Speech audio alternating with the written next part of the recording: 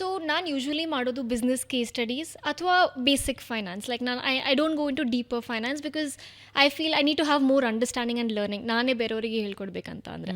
So ಅದರಿಂದ ನಾನು brand case studies ಎಲ್ಲ ಜಾಸ್ತಿ ಕವರ್ ಮಾಡ್ತೀನಿ.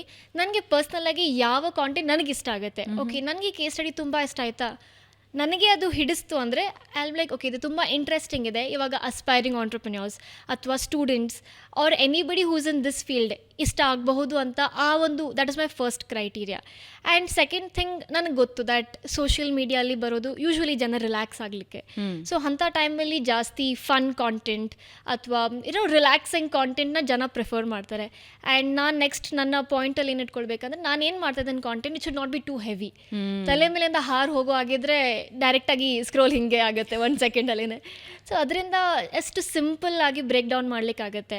ಅದು ನಾನೇನು ಮಾಡ್ತೀನಿ ಅಂದರೆ ಲೈಕ್ ಓಕೆ ಇದನ್ನು ನನ್ನ ತಂಗಿ ಅಥವಾ ತಮ್ಮನಿಗೆ ಒಂದು ಹೂ ಇಸ್ 12 or 13 ಎಕ್ಸ್ಪ್ಲೇನ್ ಮಾಡೋದಿತ್ತಂದರೆ ಹೇಗೆ ಮಾಡ್ತಾಯಿದ್ದೆ ಸಿಂಪಲ್ ವರ್ಡ್ಸಲ್ಲಿ.